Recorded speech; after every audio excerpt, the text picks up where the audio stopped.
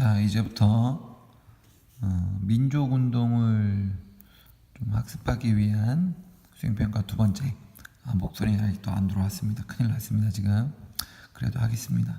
자, 흐름도 작성을 한번 해보도록 하겠습니다. 자, 일단 국내 민족운동 이렇게 보시고, 큰 키워드 중심으로 할 거고 세부적인 것은 교과서 보시면서 하시면 될 겁니다. 이제 국내 민족운동에는 일단 이념이 두 가지로 갈렸다고 했었죠. 그래서 첫 번째 이념은 민족주의 계열,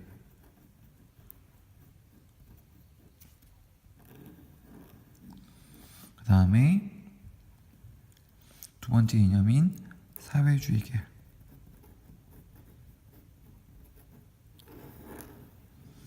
자, 큰 키워드 중심으로 가겠습니다. 그래서 이 민족주의 계열 사람들은 자, 실력 양성 운동을 펼치게 됩니다. 그렇게 해서 세 가지 실력 양성 운동을 펼치는데요.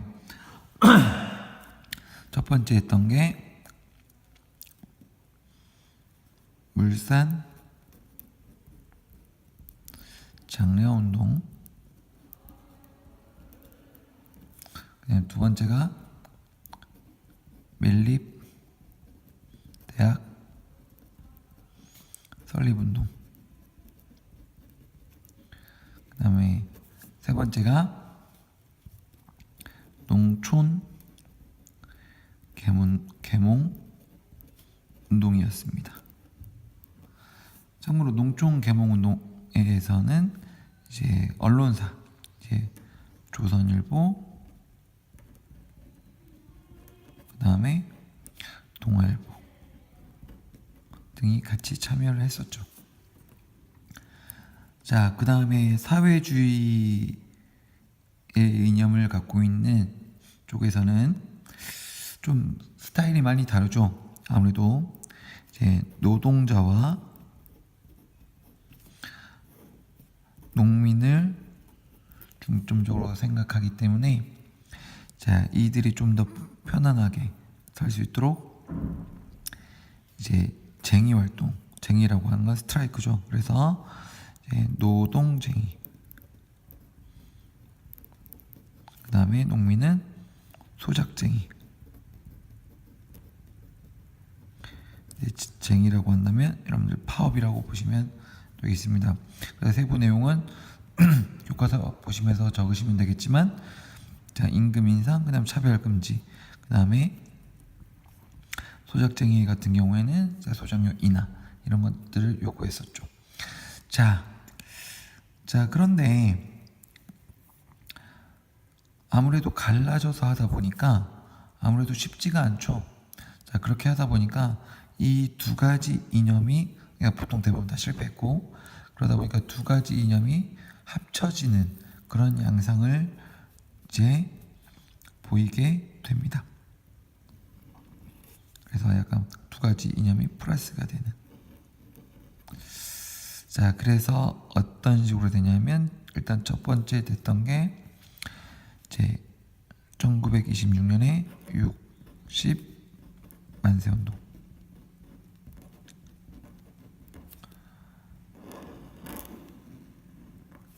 그래서 60 만세운동의 경우에는 이제 순종의 장례식이었죠. 하나만 적어보면 순종의 장례식.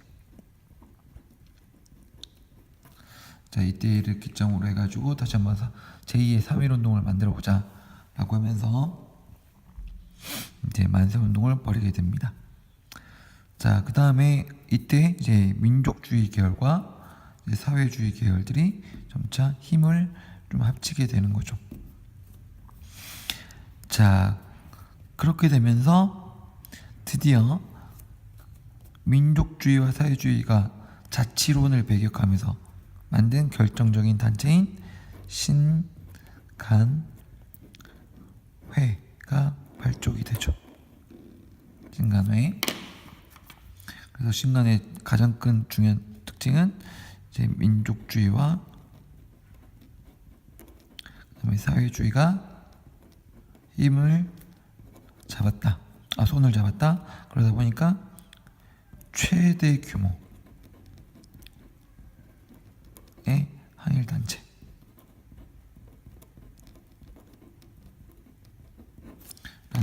특징을 가질 수가 있습니다. 좀 안 보이게 썼네요. 자, 그런 다음에 1929년에 광주에서 학생 차별 문제 때문에 일어난 광주 학생 항일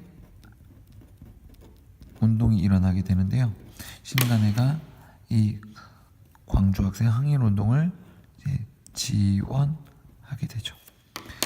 결국 이 처음에는 따로 놀았던 민족주의와 사회주의가 이제 점차 힘을 이제 합쳐 나가는 방향으로 가게 되는 거죠. 이렇게 흐름을 잡으시면 되겠습니다. 전체적으로 보면 이렇게 되겠죠. 여기서부터 이렇게 쭉 가다가 쭉 이렇게 가시면 되겠습니다. 자, 이게 국내 민족 운동이고 비무장적 운동이었다면 이제 그 다음에는 이제 뭘 보실 거냐면 무장투쟁을 이제 보도록 하겠습니다. 아무래도 여러분들 아시죠? 무장투쟁은 국내에서 벌어지기 좀 힘들었습니다. 그래서 아무래도 만주와 연해주 등지에서 일어난 이제 무장투쟁 보도록 할 건데요. 자, 무장투쟁에는 일단 이제 독립전쟁, 이제 전쟁 측면이 있고 의열 활동, 우리 암살 이런 거죠. 자, 이렇게 두 개로 나눠서 우리가 접근을 해볼 수가 있을 것 같습니다. 그래서 이제 첫 번째로 보실 건 뭐냐면 1920년대 이제 홍범도 장군이 이끄는 이제 봉오동 전투. 자, 그래서 일본군에게 승리를 거두었던 봉오동 전투. 이거 하나 대한독립군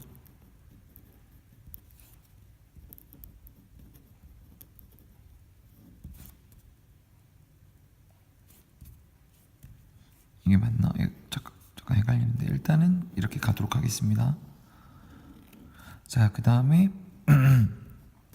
이것 때문에 일본군이 열받았죠. 그러다 보니까 대규모 병력을 이끌고 오는데 그 대규모 병력을 청산리 근처에서 백두산 근처죠. 지형을 이용해서 큰 승리를 거둔 김좌진 장군. 여기는 이제 군부대 이름이 북로 군정서군이죠.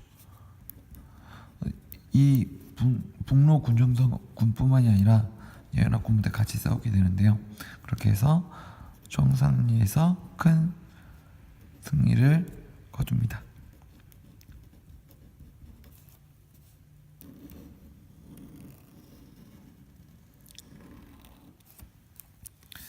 자, 그런 다음에 일제는 그러니까 간도지방 이쪽에서 자꾸 지니까 여기 있는 민간인을 자꾸 학살해 버리는 거지. 이제 독립군을 지원하는 게 열받아가지고 간도 참변이 일어나게 되죠.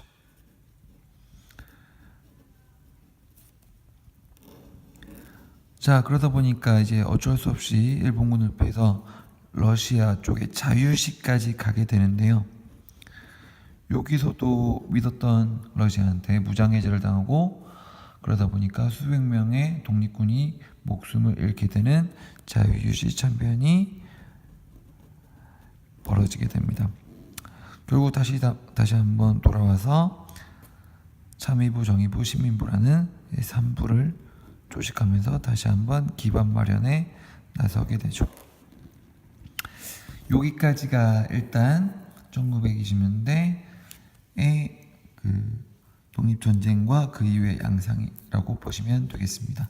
자, 그리고 의열투쟁 보도록 하겠습니다. 약간의 암살 이렇게 보시면 될 것 같은데요. 일단은 1919년에 두 가지 보시면 될 것 같은데, 자, 의열단이 조직이 되게 됩니다. 그래서 이걸 맡는 사람은 김원봉이라는 사람이고요. 자, 그래서 교과서에 나와 있으니까 쓰진 않겠는데 여러분들은 하실 때 써야 될 겁니다.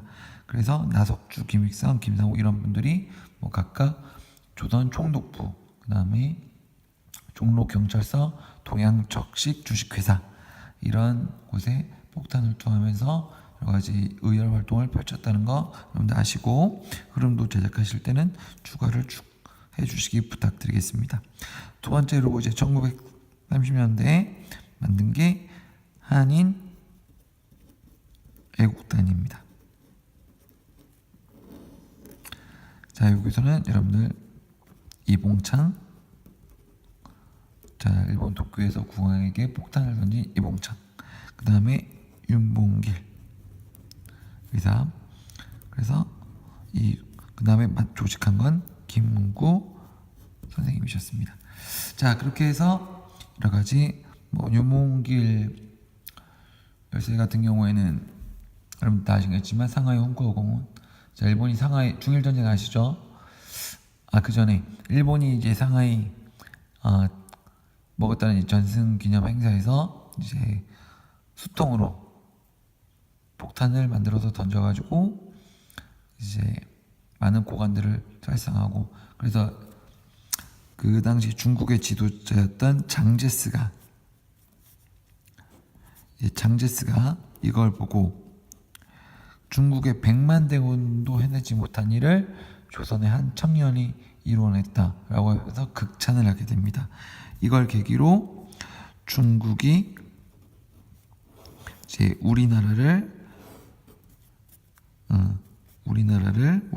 독립활동을 중국에서 지원하는 계기가 된 게 이 윤봉길 의사의 의거입니다. 그래서 큰 의미가 있다는 거 알고 계셨으면 좋겠습니다. 자, 그리고 마지막 남은 이제 이게 뭐냐면 이제 전쟁이긴 한데 우리가 33페이지를 건너뛰었기 때문에 바로 이거 사이로 갈게요. 1940년대로 가서 1940년도에 우리 표류하던 대한민국 임시정부,